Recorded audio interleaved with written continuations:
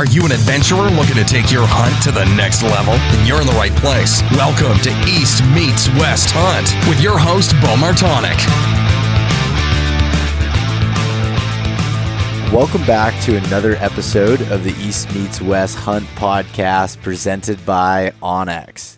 So today I wanted to talk a little bit about onX's roadless feature and layer that they have available on the Hunt app, online, and also on your phone. So Randy Newberg helped develop this with onX to kind of come up with a way of being able to take, a couple thousand acres of land, essentially that would just be, a big map showing you it, and really dive down and be able to show you the true areas that are tough to get to, that are the furthest from the roads. Hopefully the furthest points, that can get you away from other hunters, most importantly. So what they do is the nationwide roadless layer. It's essentially a heat map that gives you an overall view of how close a particular area of wilderness is to a road. So the areas that are shaded the darkest are the closest to the roads, while the brightly illuminated areas are the furthest removed, from any motorized vehicle activity and other hunters. So that really helps out with e-scouting. If you're one of those, guys or girls that wants to get away from people, you want to go way back in the backcountry, this can really narrow down your search. So check out the roadless layer in the onX Hunt app and use the code EMW. Save yourself 20% off the Hunt app. Also, Maven Optics. So Maven Optics is one of the highest quality optics companies out there that provides you a lower price than all of their competitors through their direct-to-consumer business model. So I talked about it a little bit, last week with their customizable options, and also within that, they have just so many different stock options that are available that are ready to ship now. So a lot of their stock options, they have a few different colors. It'll save you a few bucks to be able to check that out. And you can get those optics with the lifetime warranty. It's a no-fault lifetime warranty. Even if you do something and it's, essentially your own fault, Maven's customer service team will take care of you. So if you want to check out Maven Optics at mavenbuilt.com, use the code EastMeetsWest-gift to get yourself a free gift with any optics order online. And lastly, Heather's Choice. So Heather has, developed some of the most healthy food options available to, the backcountry hunter, angler, traveler, adventurer, whatever you might think. There's a high fat, high protein, food options that are available.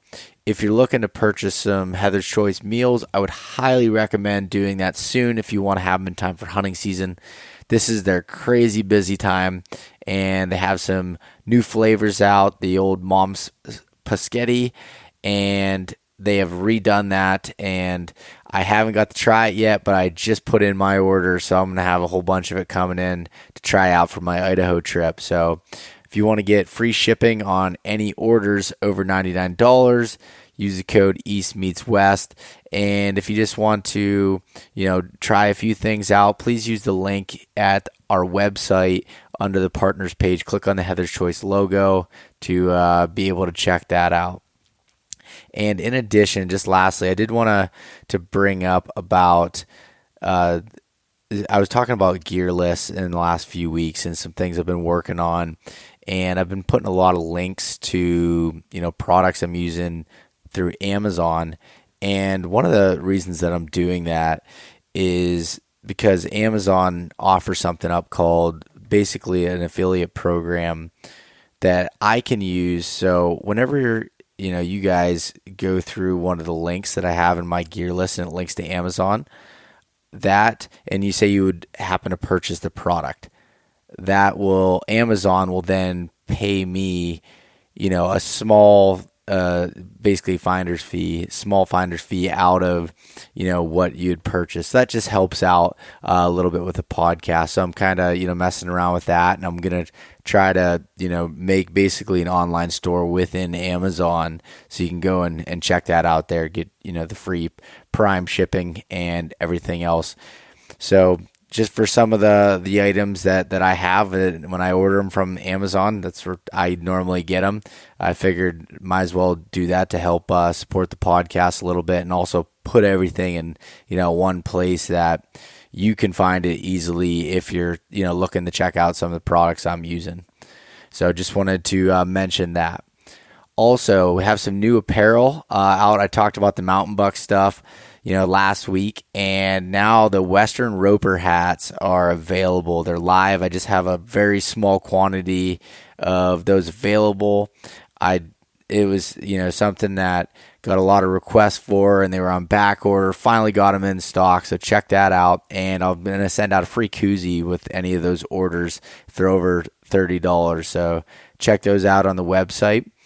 And also, this past weekend, I took part in an adventure race. It was the first time I've ever done anything like this. It was the Kinzua Country Tango adventure race just outside of Warren, Pennsylvania, at the Kinzua Dam. So the race, basically what it was a 13.1 mile run, 20-mile bike ride, then a 2.5 mile swim, 7-mile orienteering, and then a 4-mile trail run. Then lastly, just followed up with a 7-mile canoe race. So it was a 6-man team that we did it with. So I did it with some of my buddies from college, and so my buddy Lee Ziegler, who's on the rattlesnake hunt with me this year, he started off with a 13-mile run, killed it. I went into the bike ride, and that's the first time I've ever done a race of any sort with biking, so that was interesting. But I had a new personal best time on that through the 20 miles and 1,600 feet of elevation gain, which was crazy, but it was a lot of fun to get to do that. And then Derek Allen did the swim, and then when he came back, basically tagged myself and Nick Turner off, and we went up into the 7-mile orienteering. And that's basically, they hand you a topo map. There's 5 waypoints on it. You have to get to those waypoints as fast as possible. It's over basically 7 miles. They were off-trail waypoints, and you cannot use Onyx or anything like that. You had to use a compass and a topo map. And we finished really, really strong on that and brought our team back, kind of up into the top tier there. And then once we got back, Sam Funk went on the trail run, and when he came back, he jumped right into the canoe with Caleb Vescovi, and they crushed it. So we had a top 10 finish. I think we finished 8th overall. The actual results are going to come out sometime this week, I believe. And yeah, and I believe 4th in our division. So that was super. None of us have done anything like that ever. So just a bunch of guys just, deciding a month ago to do this and go in and complete it was really cool, and really showed that, I didn't do a whole lot of specific training for, bike riding. I rode maybe once a week for a month, which wasn't really, optimal for that. But the Mountain Tough, fitness program that I've been doing has really helped out with that, and basically just helped me grind through that long race. So that was really cool. If anyone gets a chance to do something like that, the Kinzua Country Tango race was a lot of fun, and I'm really struggling walking around today. But so this week I'm going to try to get out 2 episodes. I have so much stuff in the bank here to release, and I want to start getting some more of this stuff out before, hunting season really kicks into gear. Try to get as much content out as possible. So this will be, hopefully number 1 of 2 of this week. And I have Shaun Durkee on from Alpen Fuel. He did give us a code. You'll hear what the code is for here in a little bit.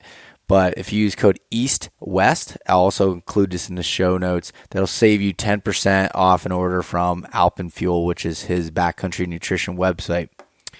So go ahead and check that out. But hopefully, you like the podcast here with Shaun. It's all about backcountry nutrition and meal planning for your hunting adventures. All right. Welcome back to another episode of the East Meets West Hunt podcast. And today I have on the line, coming out of Bozeman, Montana, Shaun Durkee. How's it going, man? Good, good. How are you doing? I can't complain. It's just another rainy day here in Pennsylvania. Sounds about right. Yeah. So how's the weather in Bozeman today? It's 74 and sunny. It's really, really good. We're supposed to get a bunch of rain the next couple weeks, so we're enjoying it while it lasts. Oh, good. Yeah. We'll enjoy it, like you said, while it lasts, and we've had enough rain here that I'm about done with it. So everything seems to be just a really, really wet spring. So things are greening up quick. But yeah, so Shaun, I wanted to start off by kind of asking you to give you a little background on yourself and also the company Alpen Fuel that you have going on here. Can you talk a little bit about that? Yeah, absolutely. And first of all, thanks for having me on. I really appreciate it. Thanks for the opportunity. Yeah. I'll get into Alpen Fuel in a minute, but before that, I'm a Montana native, and I live in Bozeman, as you mentioned, and I grew up just out in the West here, camping every summer with my family, and so we did a lot of camping in the motorhome, and bringing everything you needed, and so I got started in the outdoors with that through my dad, and eventually in high school I got into backpacking, and I've been doing that ever since. It really took hold, and that was a good introduction. But I started out maybe age 15 and using external frame backpacks, sleeping on the ground, no pads, putting Ziploc bags in your shoes for waterproof liners, that sort of thing. So this was kind of pre-freeze dried food. We used to we'd pack frozen food, I guess. Just things that you could freeze, I guess. Hot Pockets, hot dogs. We usually brought in T-bone steaks for the first night. I mean, these were pretty heavyweight affairs. I can remember I was 135 pounds soaking wet, and you'd be carrying 50, 60 pounds in one way. And we'd just set up for a week and fish and eat. This was an area that didn't have bears, so we would take all that frozen food, one block of it, in double Ziploc bags and put it in the creek all week and just eat off of it. So there was no cook stoves. It was all open fire over a grate, that type of stuff. So, that's what I grew up doing with backpacking trips, kind of like that, and then slowly refining as technology and my techniques advanced. And so, I started off with that, and then I went to school in Bozeman here, moved away to Seattle for a couple years, and then worked my way back. And I got out of backpacking and a little bit out of hunting, I guess, when I was in Seattle. It was just harder to do, and then that's one of the main reasons I moved back to Montana, and then finished schooling here and got married and have a few kids. So right now I try and do a few backpacking trips every year in the summer. I'm really into mountain lake fly fishing, so I try and do that. And then as far as hunting goes, I primarily target mule deer and pheasants, so some backpack hunting there as well. I know there's a lot of bow hunters out there. I was into that for maybe 10 plus years, I guess, pretty avidly. And so we used to do a lot of wall tent backpacking, I guess, if you want to call it that. Trips like that interspersed with true backpacking trips. So that's kind of my overview, I guess, and experience. But as far as Alpen Fuel goes, last summer I was doing a trip in the Beartooths and in the Granite Peak area. That's the highest peak in Montana. And I was in there to fish, and just ran into a lot of different people, backpackers, fishermen, day hikers, and lots of people going in to climb Granite Peak. And just talking with people and just thinking about it, it was interesting that all these people from all these different states coming in, and their objectives were different, but their gear might be different. If they're a hunter or a fisherman, they might use certain brands that they're familiar with. But the food to everybody, it seemed like, was just using the same mountain house type meals and Cliff Bars and things like that. So before my trip, I was looking at different brands like Keller's Choice and And I was just trying to get a handle on some of the different options out there. I wanted to try something different. I think that a lot of hunters could say the same thing. They go out year after year just eating the same things. I'm no different. So I was looking for different options, and after the trip I just got to thinking about, well, what if we put a lot of these different higher nutrition type products all in one place, and so we kind of went from there and generated our store and our subscription box program. Okay, so to explain a little bit about what exactly is a subscription box program for? Like, how do you structure that, I guess?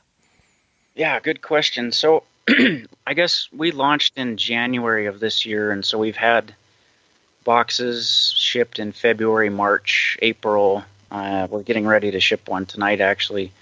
We ship around the mid-month point. But last fall, when I was researching for the company, I reached out to maybe 70 different companies just to say, hey, I'm here. This is my idea. And just to get on their wholesale programs and get their pricing. And so that was the start of it, was last fall, doing all that footwork. And we got a great response, a lot of samples people sent out to us. And so we have 2 subscription boxes that we do. One's a snack box. It's just energy gels, snack bars, jerky, coffee, just all sorts of different good energy products that you could use either on an extended trip or just day hiking, skiing, that sort of thing.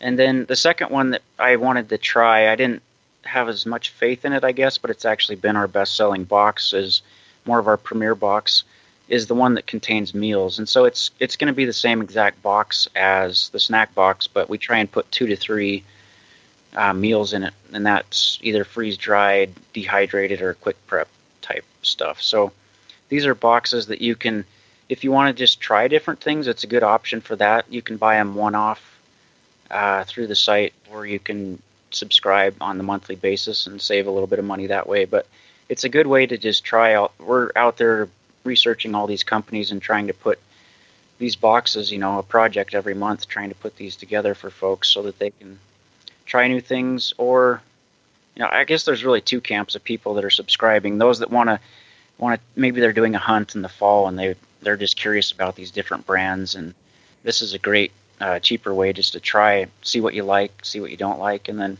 also, if you just want variety when you're out hunting and backpacking and whatnot, you can just stock up on these things. Every product in there has got a good shelf life over a year, so you can stock up over a period of months, and instead of doing one big buy right before the season, you can spread that out over several months and take those boxes with you when you go in the fall. So that's the idea. And then as far as the rest of the store goes, we have 10 brands so far that you can buy on an ongoing basis through the store, and a rewards program as well for folks to save cash. So we've got good brands. I know you're affiliated with Heather's Choice. We've got them on as a brand, and Peak Refuel, and a few coffee brands like Dark Timber and such. So yeah, we're just trying to put it all in one place for folks, if you're on board with boxes or not, really just giving people options where they can come and grab everything they need at once.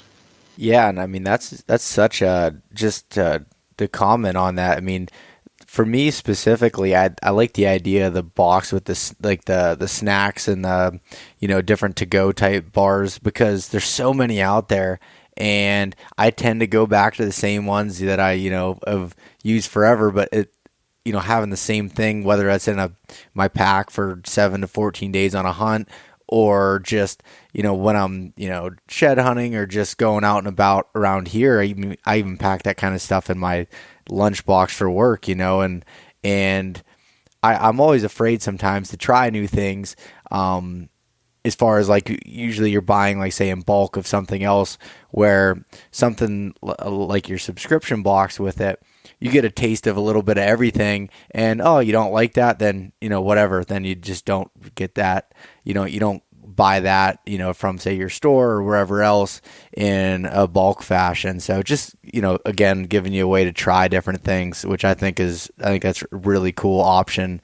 And this is just my business mind kind of turning here, but I like that, it's kind of what you've built is a one-stop shop for it all. You can try things out through the subscription. Say you like something a lot, you can go on and then purchase more of it, and like you were saying, earn rewards or whatever else through that. So that's a pretty neat concept. Yes, and if folks, like I said, we have maybe 10 brands. We're looking to grow that a little bit more before we get fully into the summer. But some of the brands in the boxes we have in our store, so we offer discounts to come back and get more if you like it. Or if it's another product from a different company that we don't have in our store, we'll reach out to those companies and get you discounts as well. So it's a great way to try things, and whether we offer the final product to you or not, we'll try and get you a discount for it. Yeah, that's awesome. And what you were saying about it, just as far as like to practice or stock up for the season, I guess it would be a better way to put it. I know a lot of people wait till the last minute, and if you do that and you're not sure of the food you're trying, it's not a good option. I know I've talked to Heather about this a bunch, that they get a giant rush right before hunting season. And hopefully, a lot of it's people that, have used it and want it, but I've heard of other people that have, purchased it, whether it was her stuff or something else, and they got a whole bunch of it and laid it all out, and then they try it in the field and it just doesn't, they either can't stomach it or they have a bad experience with it. And that's not a good time to try it. So by being able to, use it throughout the year and mess around and see what works best for you, and in my opinion, that works the best for me, at least. Yeah, I think you're spot on. I mean, you don't want to be fighting your stomach out in the field. So yeah. Doing work early is definitely huge. Yeah, that's for sure. So Shaun, just a question about it. Are you fully in with Alpen Fuel? Are you doing this full time? No, I'm not actually. I'm a technical planner, materials manager, I guess you might call it, for optics manufacturing company in Bozeman. So this is my side hustle, and we've just been doing it for, like I said, 3-4 months. So we're brand new. That's awesome. That's cool. I was wondering if that's the route you were going or not. I can appreciate trying to do the side hustle deal. So it's definitely busy. That's for sure, right? Yes, for sure. It's just all evening hours. Like I said, we're shipping our April box, or excuse me, May box tonight. So my wife and I, after we get done here, after dinner, we'll put the kids to bed and put boxes together. So yeah, it's been fun, a lot of work, but certainly fun as well. Yeah, that's cool. So now that we kind of have an idea of, what you built with this business and everything, to kind of dive a little bit deeper into this subject with backcountry food or food for hunting, fishing, hiking, whatever it might be, I kind of want to, pick your brain a little bit about the meal planning portion of it. Can you help me talk about that a little bit? Absolutely. Yeah, the meal planning, I think a lot of people, I certainly did when I was little. You just kind of cook what you cook at home. You just throw it all in a bag and you go into the woods and make the most of it. But I think you can save yourself a lot of hassle and time and wait, really, by trying to think it through ahead of time. A lot of people might be interested in, well, how many calories am I going to be burning in the woods? And I can't really answer that. Obviously, each person's different. Your weight matters, the type of trip you're doing, the time of year, whether you shot an elk or not, and you're packing that out makes a big difference. But there's a good online calorie calculator that I found from Mountain Tough. If you go to their website, you can download it. And it's just an Excel sheet where you can put in your weight and how many miles you're doing, how much pack weight you've got. If you can jack that up to 80, 90 pounds if you anticipate getting a critter on whatever day. Just plan out your trip and kind of see where your calories end up. So that's kind of a start for people. But as far as general guidelines go, I think a lot of people plan around 1 to 1.5 pounds of food per day. And so you can kind of keep that in mind if you're packing, if you get it all together and you weigh it out. And it's, I encourage people to weigh their food ahead of time just to see, portion it out into bags, try and put some thought into it. If you're coming in at 2+ pounds per day, you could save yourself some time by switching it up. So I try and hit that 1 to 1.5 pound mark per day, but I'm generally just looking for as many calories as I can jam into each and every day. I think most people will be in a calorie deficit situation because they're might be hiking from sunup till sundown, and so you're gonna expend far more calories than you can take in, even if you're eating all these high calorie foods. But as far as, I guess, different cooking scenarios go, it varies for me. If I'm in the summer doing a week-long backpacking trip, I like to do a lot of no-cook type stuff just because it's convenient. So there's, meal bars from Pro Bar. That's one of my favorites, Green Belly. And these are 350 to 600 calorie meal bars that are great. You just crack open the package and eat them. And so I'm doing that with, coffee and fruit maybe in the morning. And then whether it's fall hunting or summer backpacking, I'm always doing snacks from the time breakfast is over till the time I set up for dinner. It's just jerky, maybe more meal bars, trail mix, a variety of different granola and energy bars, lots of chocolate and nuts, just good high-calorie stuff. And so that's generally what I'm doing, is just I'm not ever sitting down for lunch. I mean, you can stop periodically throughout the day and, stop fishing, stop while you're glassing, and just munch all through the day. So that's what I do to keep my strength up throughout the day. And then for dinner, I generally do in the summer about maybe 60% dehydrated or freeze-dried meals and the rest no cook. So I guess the logic there is if you're weathered out or you're just too lazy or tired, maybe you wanted to hike all day until dark. So it's good to have a few no-cook options there as well, where you can just jam a few calories down and crawl into your sleeping bag. But I think lately I've been tending more towards cooking dinner. I think it's nice just to have a hot meal. And some of the freeze-dried and dehydrated meals out there are just outstanding. So I think with the improvements there, it's a win just for your morale, if nothing else, to sit down and just have a really tasty meal. So some of the meals out there, one we carry is the Peak Refuel beef pasta marinara, and that meal is 990 calories in one shot. So that's just incredible. You're packing 6-7 ounces and getting almost 1,000 calories in one meal. So there's some really great options out there like that. But for me, I'm doing, like I said, dehydrated, freeze-dried for dinners, snacks for lunch, and a variety of no-cook options. I tend to stay away from, when I say cooking in this case, it's dehydrated, freeze-dried. I mean, that just involves heating water. That's the simplest option, is just to bring a stainless or a titanium cup and just heat the amount of water you need. And there's no muss, no fuss. Pack up your freeze-dried package when you're done and throw it in a Ziploc garbage bag, and you're off and running. Like, there's no pots, no pans. That's my preferred method.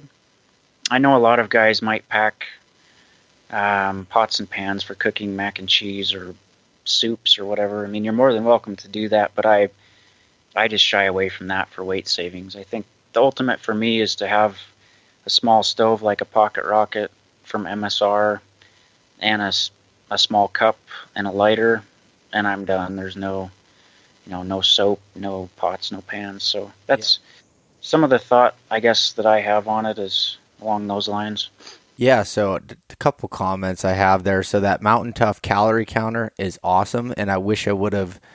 They sent out the email right as the day I was leaving to go on my 14-day hunt in Colorado last year, and I didn't read it, and I ended up I actually ran into a problem. I've talked about it on the podcast before, but just for your reference, Shaun, after like day 11 or 12, my body just shut down and I got really sick. My immune system was down and everything else. And, I was putting in good quality food, but I realized that I wasn't taking in enough.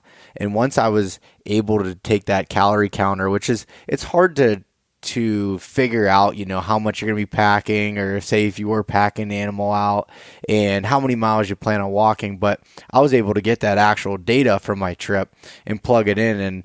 And like you said earlier, I mean, you're always going to be at a calorie deficit, but I was at a major calorie deficit, which, put me into a pretty bad, place there where I was extremely sick. And luckily I had, some different, medicine there with me to help out, but it was really rough. And so that was a kind of a learning experience for me, and everyone's different, and everyone burns calories differently, and depending on your body type and your fitness level and everything else.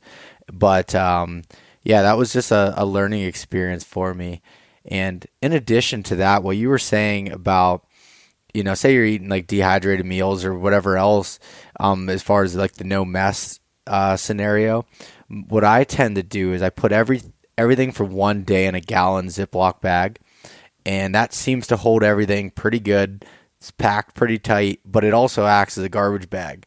So as you're done with it, you just put it right back in there and, pull the Ziploc across and seal it up, and it's done. There's no mess. You don't have getting all over your pack. You don't have any of those issues.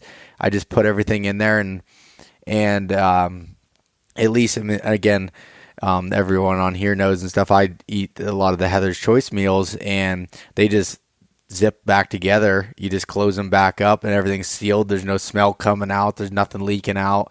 And a lot of times I'll even stash, like, say something from like a Cliff Bar or Pro Bar, the wrappers or whatever. I'll stuff them in there and seal it all up, so it just keeps everything contained, and that seems to help a lot.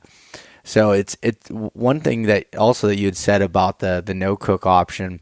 I'm gonna explore a little bit of that. I don't think I could. I love the hot meals, and I don't think I could completely go away from it. But I do want to, mess around with that this summer and see what I can do and see how my body reacts to it. And just like, maybe every third day I do something like that, or say if I'm doing a weekend trip and don't feel like carrying a stove, to be able to do that. And that's something that's, like I said, that's really, really interesting to me to see how that works.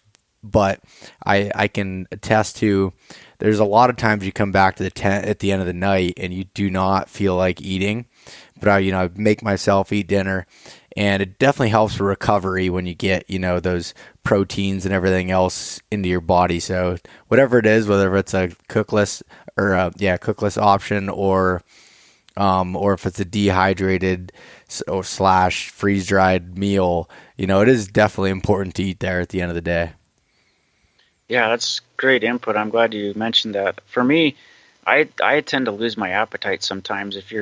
Some of the mountain ranges around here, you might be fishing at 10,000 feet, and hunting's the same way, right? So I tend to just not be as hungry when I know the outdoors drives an appetite, but after being out there for a while, sometimes you tend to lose that. So yeah, eat early, eat often, drink more than you need, I think, or more than you think you need. With the no-cook options, if I use those for a long period of time, sometimes I get a little tired of the texture, just because you need to, you're chewing them all up all the time. They're not moist generally, so you need to drink a lot of water with those just to dehydrate them. But I think a good variety's nice. That's what I've gone to. Yeah. No, I agree with that. And as far as like the certain foods and stuff I'm putting in there, I'm a person like at home, like I eat pretty clean. I definitely, mess around with it. I love my Lay's potato chips, and I've said this before, but if I could figure out a way to pack them in without them getting all into a crumbly mess, I would do it. But anyways, for the most part, I eat pretty clean, and I was like, the first year I went out west, I just made sure everything I had was, super high quality, everything like that, and for me, I need to have like almost, I don't know how you want to put it, but almost like a guilty pleasure food to bring along with you too, whether that's bad for you or not, but just something that a mood booster, when it hits your lips, you get excited, Yeah, that's definitely one of the wins for taking good food with you. It's when you're sleeping on the ground and in potentially terrible weather in the cold, it's one of the few luxuries you can have, is just to hunker down and eat good. And have a smile on your face before you go to bed. It's something to look forward to throughout the day too, knowing you got that thing waiting for you at the end of the day. Yeah, that's for sure. Yeah, is there anything else? Like, I mean, what are some of the? I know you'd mentioned the pro bars and some of the chocolates and everything you're else bringing in there. What is your like? You're not going to go into the woods or the mountains without it. What's your food like that? Good question. I've been doing a lot of the pro bars lately for meals for I just to eat on the way in, maybe on hard days with a lot of elevation, or for breakfast. I do a lot of homemade deer jerky, leftovers, I guess, from the previous year. I do a lot of that for lunches, just to supplement. And then I've been doing a ton of sampling, of course, with all these different companies and trying to get good products for the website. So this year, a few of the noteworthy products that I've found, everybody, or not everybody, but a lot of folks tend to like honey stinger waffles. So we have a different company on board, Untapped Waffles, and they do their waffles made out of maple syrup. They do the tree tapping, I guess, out in, I think, northeast, obviously, the U.S., but they're a great product just for a quick boost, sugar, carbs, but it's more low glycemic stuff, so you don't get the crash. And then Heather's Choice Packaroons, which I'm sure you're a good fan of those. Mm-hmm. But one food that I found is really interesting is their F-bomb nut butters. And so their nut butter is just taking the nuts and putting them in a mixer for so long that they turn to butter. I think that's all there is to it. But F-bomb makes them out of macadamia nuts, and so these things are like 210 calories per ounce. And I haven't found a higher calorie food out there. So those are pretty interesting. But for me, in the past, I've done a variety of, self cook, some dehydrated meals that I've come up with, things like that, soups, tuna, cream cheese, things like that. But more recently, I guess, going towards the Heather's Choice and Peak Refuel for meals, and then variety of snack bars and jerky and such. Yeah. Okay. I'll tell you what. I definitely want to go the jerky route with some deer jerky that I have, or anything else to bring along. I think that would be a big win for the taste side of things, and also getting protein and everything else. And also you were talking about the F-bomb product. So I was using last year their coconut oil that I'll add either to my coffee in the morning or just right into my Heather's Choice breakfast. And those are, I can't remember the calorie count off the top of my head, but it's extremely high and adds a lot to it. And so I've been kind of training myself to, a lot of times I'll wake up first thing in the morning and not feel like eating breakfast. So the way I kind of prepare for that all year is I work out in the morning before I go to work. So I'll do that, basically fasted, and then, I'll eat afterwards. So what I've been tending to do, so I'll wake up and have coffee, and I'll put coconut oil in there just to give me that little bit of a boost. And say you're hiking up, whether to a glassing spot or something else, so you don't have to get up as early in the morning to cook or anything. And then usually, like, my first break, say around 9 in the morning or so, I'll cook up my full breakfast and go from there. Or I'll just, grab a bar first thing in the morning just as a snack, and then kind of eat my main breakfast on a break sometime throughout the middle of the morning there. That's seemed to help for me. And do you happen to add like olive oil or anything else to your dinners to add calories in there? I personally don't, but that's a great way. I mean, olive oil is tremendous in calories, and it's healthy as well. So that's a great way to go. Just looking for those additives. You can add nut butter to your granola breakfast, for example, oils to dinners. That's a great way to boost calories. Yeah, I've been a big fan of doing that the last couple of years. And the one thing that, a disclaimer on any of the coconut oils, olive oils, make sure your body's ready for it. As far as be adding that to your food or your coffees leading up to the season quite a ways ahead of time. Otherwise, your stomach is not going to be very happy with you. You add that, or you'll be running to the the bathroom of the woods as fast as you can.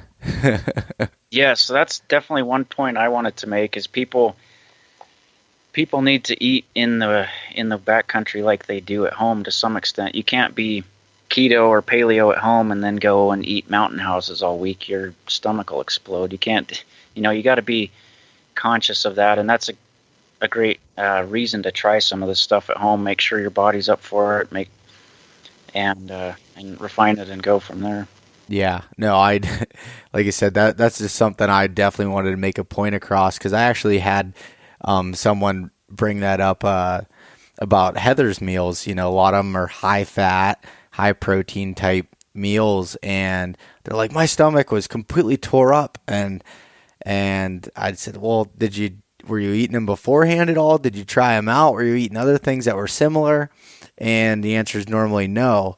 And if I didn't do that, I'd have the same first time I ever had it. I had the same reaction. But as you get used to it and kind of prepare for that, then your body adjusts. Absolutely. And I think way back when, Mountain House used to be the only option, and I did a little bit of research on that. It's kind of interesting to share, but I think currently they have 80% of the market share between them and Backpackers Pantry, and so they got their start a long time ago.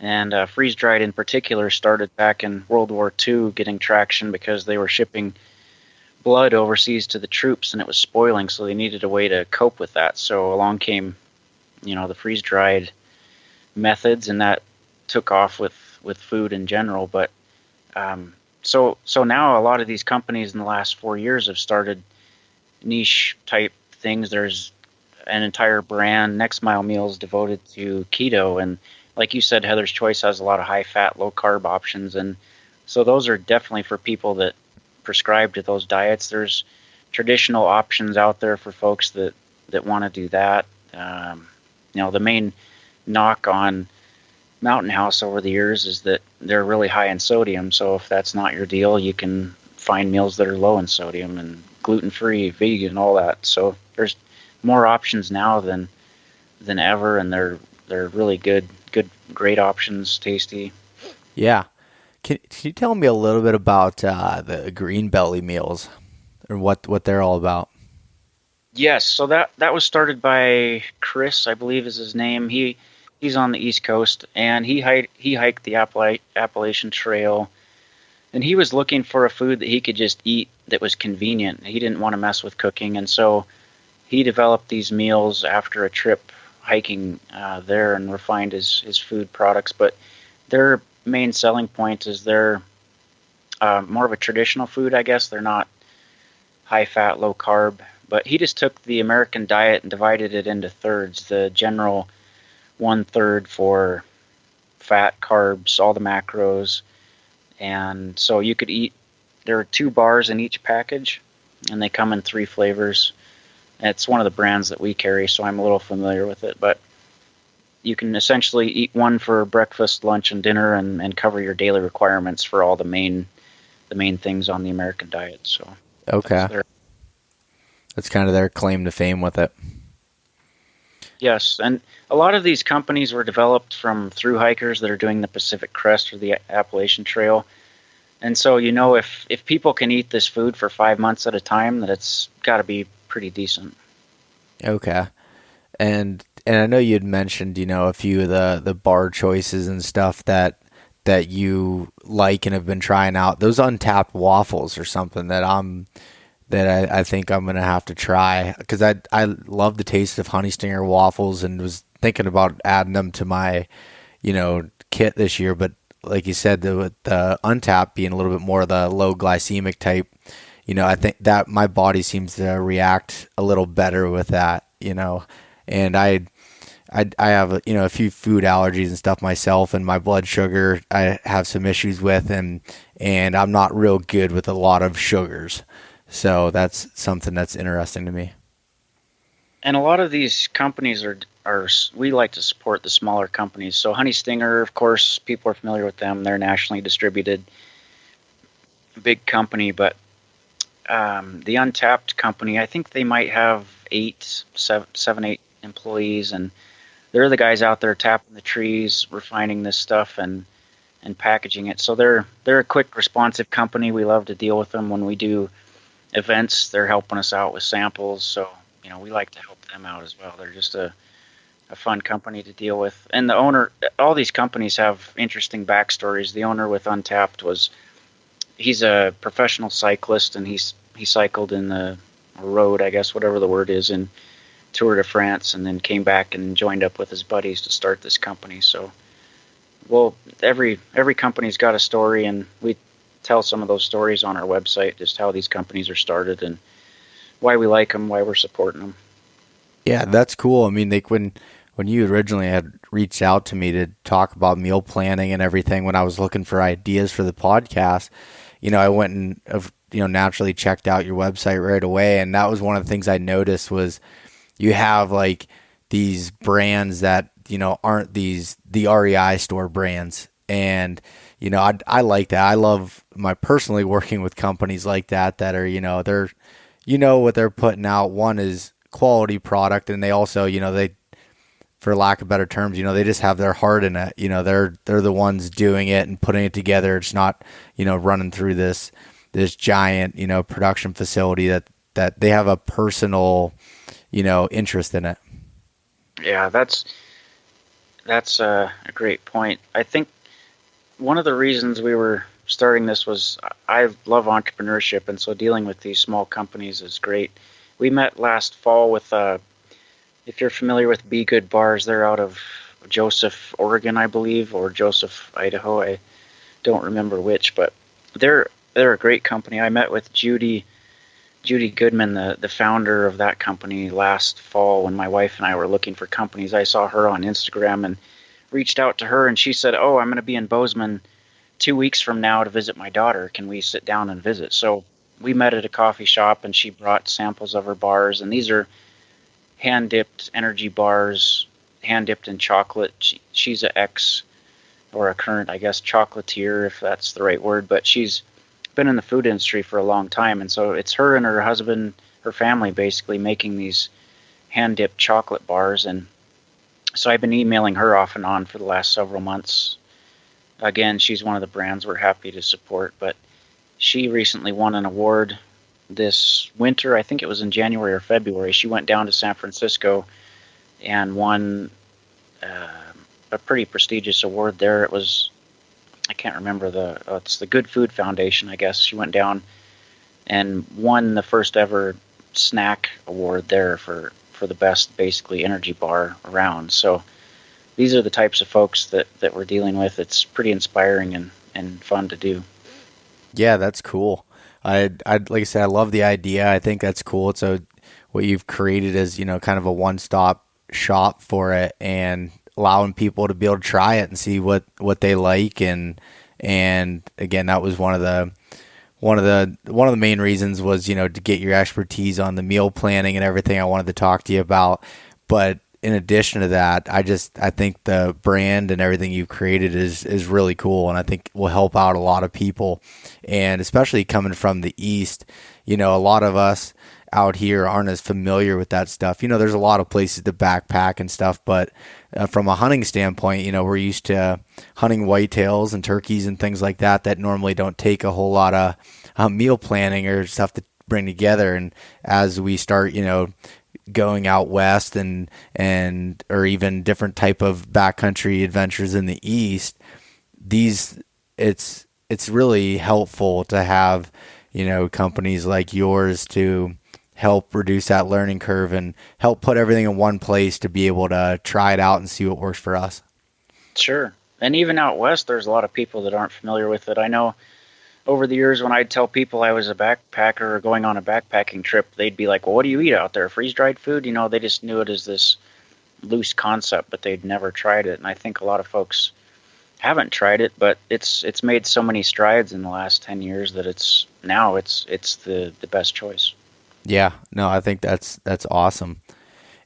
So, Shaun, is there anything else that you wanted to cover from the food standpoint or anything else that you wanted to talk about?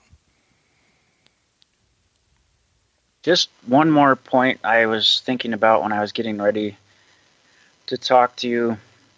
I think we've talked about premeditating, putting food in bags and testing out things, but on the flip side, to play devil's advocate, try and not overthink things either. It's more important to be out there having fun and making a few mistakes maybe than it is to have everything perfect. You're never going to have everything perfect, but just thinking along the lines that if you pack, let's say you did a theoretical 10-day elk hunting trip in September and you brought along a whole bunch of freeze-dried stuff, and then your stove broke on the second day. Well, maybe folks will bail on that and say that's a lost situation. But with all these meals, you can soak everything. That's a lot of the thru hikers do it as a preferred method, where they won't cook anything. They'll just throw cold water in their freeze-dried, dehydrated meals, and they'll cold soak it, and then they'll just wait 30, 40 minutes and eat it later. It might not be as tasty, but you've got a lot of options to be flexible with this stuff and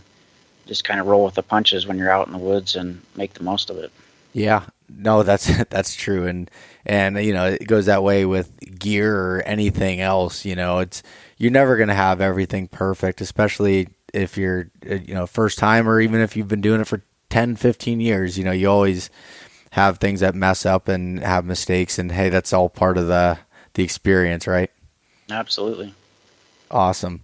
So Shaun, where can people find some more information on, you and Alpen Fuel and everything else?